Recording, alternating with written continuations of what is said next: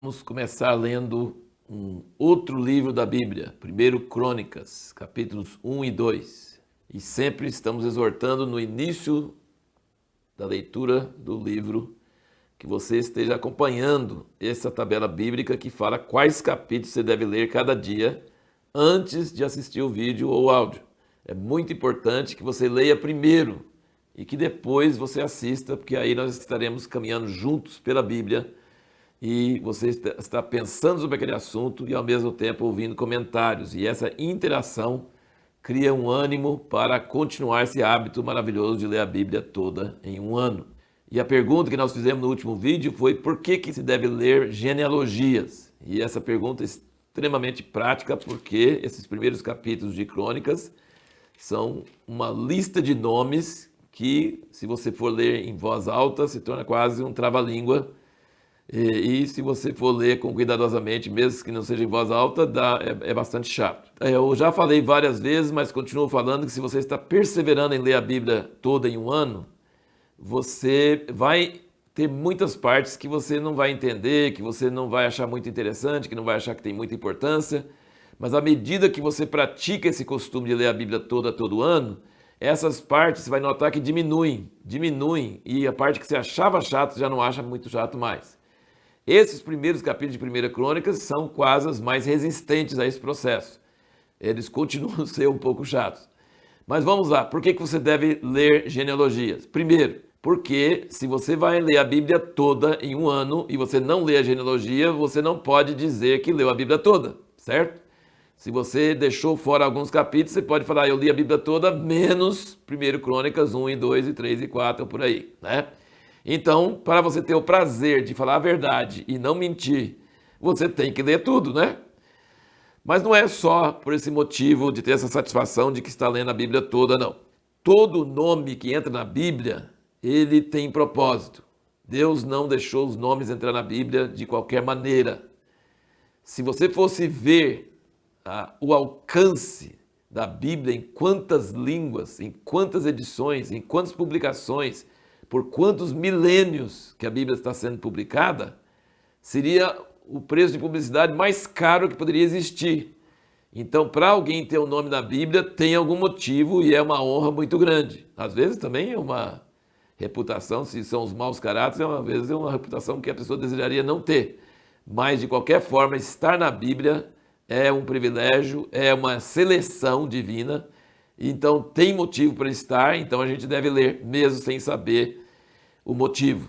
E às vezes quando a gente começa a ler, a gente começa a ver vários motivos bons para isso. A Bíblia custou caro, custou a vida de muitas pessoas, além das horas das pessoas copiando, traduzindo, transmitindo, ainda tem as perseguições múltiplas que houve durante a história em múltiplos lugares e pessoas deram a vida para que a Bíblia chegasse em nossas mãos.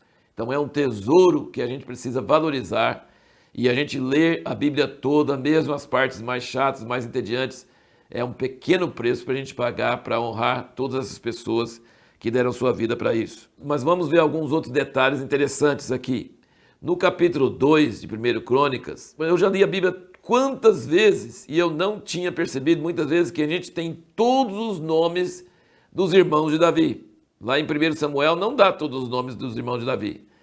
E aqui dá, no capítulo 2 e no versículo 13, fala, a Jessé nasceram Eliabe, seu primogênito, Abinadab, o segundo, Simei, o terceiro. Isso a gente já tem lá em 1 Samuel, que fala que foram para a guerra, esses três. Mas depois fala Netanel, o quarto, Radai, o quinto, Ozen, o sexto e Davi, o sétimo. E foram suas irmãs, Zeruia e Abigail. Os filhos de Zeruia foram Abisai, Joabe e Azael. Todos esses são figuras bem importantes na história de Davi e às vezes a gente não sabe exatamente o parentesco. Então tem algumas coisas assim bem interessantes. À medida que você vai lendo, várias vezes você vai percebendo essas coisas. E uma coisa que eu queria ressaltar, que aqui diz que Davi era o sétimo. Então Davi era o caçula. Lá em 1 Samuel 16, versículo 10 e 11, e também capítulo 17, 12 a 14, você vai notar que ali fala que Davi era o oitavo e que tinha 7 irmãos. Então tem uma discrepância, não está casando as duas coisas aí. E aí eu queria usar isso só para comentar que é muito importante notar que a Bíblia foi escrita por pessoas, por seres humanos, e ser humano erra. Aí você vai falar, mas é a palavra de Deus. É a palavra de Deus, mas não foi psicografado. O Espírito Santo não pegou o dedo da pessoa e fez ele escrever. Deus usa, inspira pessoas, inspirou as pessoas, e as palavras da Bíblia estão todas inspiradas. Mas isso não quer dizer que não existem algumas discrepâncias, algumas falhas, alguns deslizes humanos. E isso não tira nenhum do proveito da palavra de Deus. Que diferença faz para nós se Davi é o 7º ou Davi é o 8º? O importante é que ele era o caçula, que era tão desprezado que quando o pai chamou os irmãos, nem chamou ele para a vinda de Samuel. E Samuel falou, mas não tem mais nenhum filho? Ah, tem um outro que está cuidando do rebanho. Então, o importante está casando, está normal, está em todas as passagens. Mas aqui diz que Davi é o 7º e lá diz que ele é o 8º. Não tem problema, apenas ressalta mais ainda o valor da palavra de Deus, no sentido de que ele podia usar pessoas tão falhas como nós para fazer uma coisa tão maravilhosa que é a Bíblia.